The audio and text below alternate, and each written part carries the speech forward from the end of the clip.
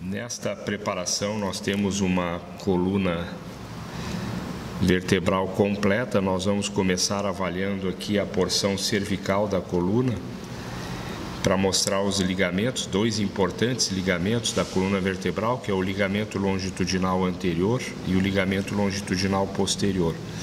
Aqui nós temos a presença da atlas já com o início do ligamento longitudinal anterior, a vértebra axis C2, lembrem, atlas é C1, a axis C2, a terceira vértebra cervical C3, C4, C5, C6 e a sétima vértebra cervical. Então isso representa para nós a coluna cervical. E nós vemos aqui, ao longo dos corpos vertebrais, o ligamento longitudinal anterior, que vai seguir até a região sacral e recebe a abreviatura de LLA, ligamento longitudinal anterior. Aqui são os processos transversos das vértebras cervicais, onde nós podemos identificar ali os forames transversos. Ao observarmos essa coluna em vista posterior, nós vemos que na preparação foram removidos aqui o arco posterior da atlas e, através dos pedículos, os arcos neurais ou arcos vertebrais das vértebras, de todas as vértebras ao longo da cervical. E aqui nós vemos o processo odontoide ou dente da axis, e o ligamento longitudinal posterior ele começa lá na região do clivo. Nós temos aqui a continuidade dele, ligamento longitudinal posterior.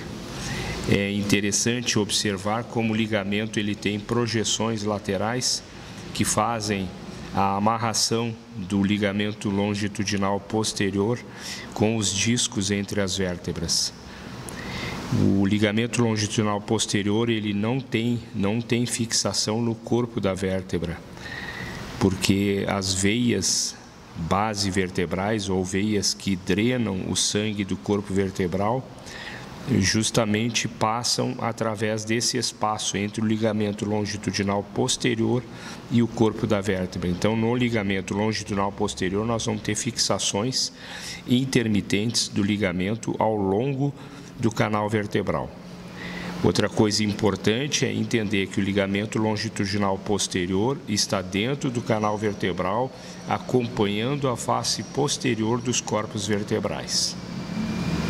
Aqui nós temos agora o segmento lombar da coluna em vista posterior, com o mesmo procedimento de remoção dos arcos vertebrais ou arcos neurais, mas com a preservação de um arco vertebral, ou um arco neural, que é o arco da segunda vértebra lombar, da L2. Vejam aqui, nós temos a L5, a L4, L3, L2, L1 e a vértebra T12. Aqui é a transição, então, T12, L1.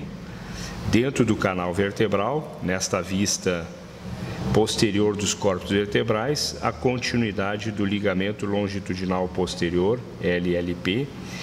E é interessante nós lembrarmos que a medula espinal, ela tem, na maioria dos pacientes, o seu cone medular terminando aqui em L1 ou na transição de L1 para L2.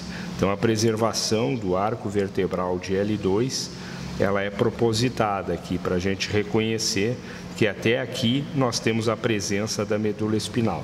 Daqui para baixo nós vamos ter a cauda equina.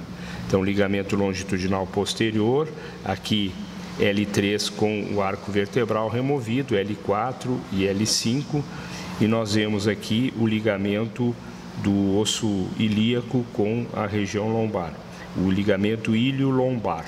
Aparece dos dois lados, aparece muito bem aqui.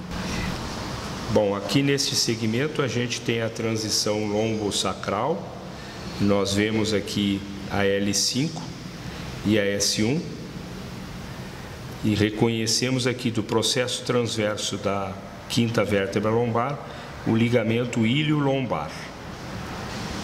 Aqui a primeira vértebra sacral, observem como o ligamento longitudinal posterior, LLP, ele segue seu caminho, inclusive dentro do canal sacral.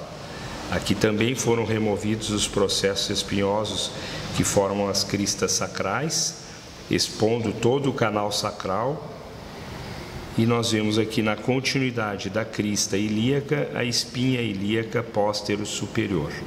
Além disso, também vemos os forames sacrais aqui, ó, ao lado do ligamento longitudinal posterior.